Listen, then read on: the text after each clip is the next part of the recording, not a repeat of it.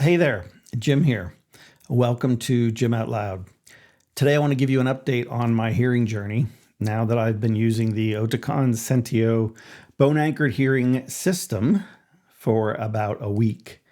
Just a quick reminder before we start, these videos are my personal observations and experiences. They're not medical advice. Everybody's hearing journey is different. One point I do want to make, and I mentioned this in my previous video, if you experience or are currently experiencing sudden hearing loss, seek medical attention immediately. In my case, I waited, and based on what I've since discussed with others and with doctors, that may have cost me an opportunity for at least partial hearing restoration. And if you haven't seen that first video in what I think will be a series of maybe 3, I'll put a link down in the description where I share my hearing loss journey, why I decided to go the route of a bone anchor hearing system. Others might call it a BAHA, a bone anchor hearing aid, and how the surgery itself went and what that recovery process looked like. Today, I want to share a little bit about the good news. I've spent almost 4 weeks since the surgery, and honestly, healing has gone really well. My hair is growing back, and at this point, most people probably wouldn't even notice that I had surgery unless I pointed it out. There is still a little bump behind my ear, which I assume is the outline of the implant itself, but overall, I've been really pleased with the recovery. The big milestone was actually last week. That was finally getting fitted with the sound processor. That's the device that actually magnetically attaches. If you'll recall, hold on, I got a safety strap I got to take off. If you will recall, or if you've seen the previous video, the implant actually has 2 parts to it. There is a magnet with a coil, and there's a transducer. The external device, the sound processor, also has a magnet and a coil and a battery. And basically they work together to create a audio effect of using the skull to resonate. And you can then hear what's being heard on this side with this guy over on this side on the with my good ear. I do have single-sided hearing loss, so we're able to do this process or this procedure. The actual sound processor is just slightly larger than a quarter. And it also, this part down here is where the actual battery goes. And you'll see I've got this little safety cord because I know myself and I know that I'll eventually knock this thing off and drop it somewhere. In fact, I've already knocked it off twice. These cords, I guess, are usually used with kids, but honestly, this kid needs the little safety chain until I get used to the device. I may continue to use it. I don't know. I took a picture, or the audiologist took a picture in the office that shows how the device is properly mounted. You'll notice the battery points down, the battery compartment points down, and then those 3 dots are 2 microphones, one on either side, and then the center dot that you see is actually a red light that illuminates to indicate that the battery is low if you have children or somebody that you're caring for, so you can see that the battery needs replaced. You can turn that off, and I actually don't have it turned on right now. The fitting appointment itself was actually kind of interesting. The audiologist ran me through a series of hearing tests using the implant system. So different tones and frequencies, very similar to what you would hear during a normal hearing test when you're in the booth, except the hearing was being heard by this guy and through bone conduction. We also set up the app and connected everything to my iPhone. Some of the controls for the Oticon app are on the iPhone in the app. Some of them are actually on the iPhone under settings. So it's a little clunky, but I'll get used to it. Eventually we got everything configured and working, and now we can talk about the actual experience thus far. My first reaction is honestly, it's a lot quieter or softer than what I expected. I didn't know or still don't know fully whether that's good or not. The adjustment process is ongoing, and I was encouraged not to make a rash judgment. But what I will say is that the Sentio supports Bluetooth audio.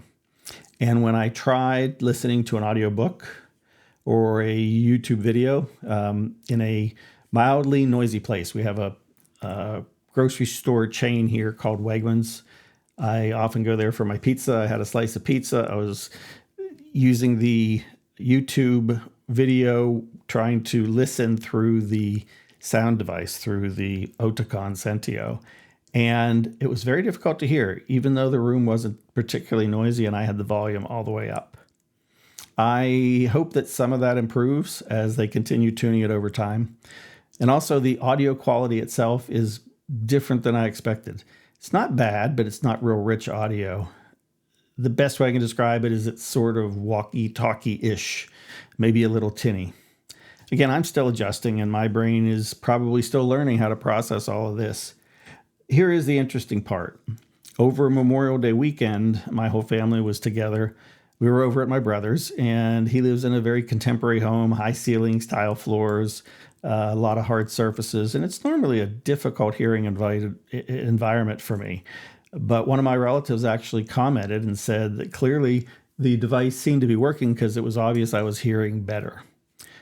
And that got me thinking, maybe it's not really about making everything louder or really robust sounding, but it's about filling in enough missing information so that your brain can process conversations more naturally. That's where I think I am right now. I can absolutely tell the device is doing something, and that's a good thing. You do get a couple extra things when you go. You get a nice carrying case for the device. You can put your, the device would go here, the battery compartment door goes here.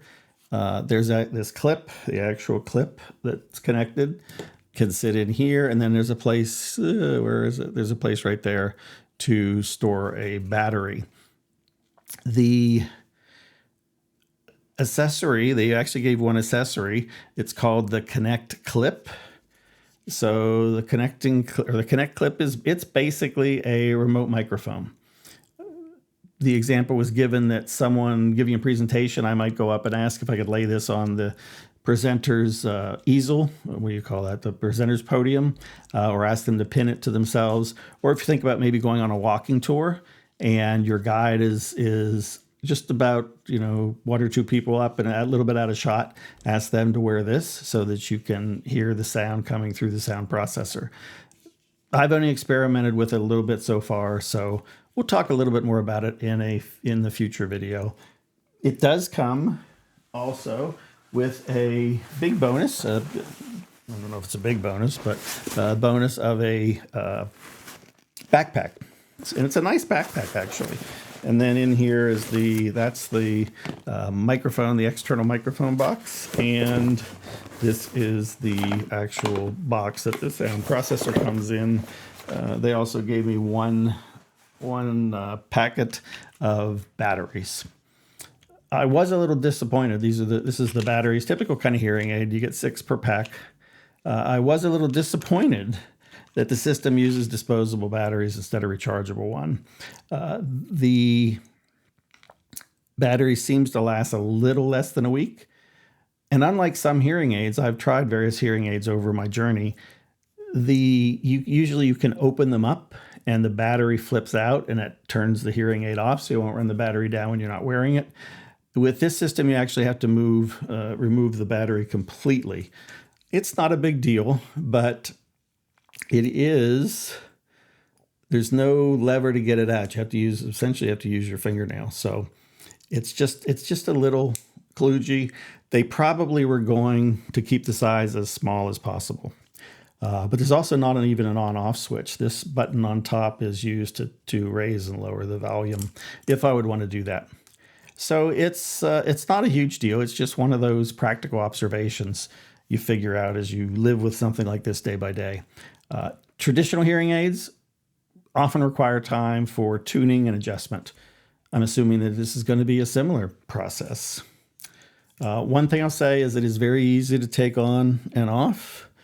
Clips on with a magnet. I put my clip usually onto my shirt, or it would obviously be onto my shirt.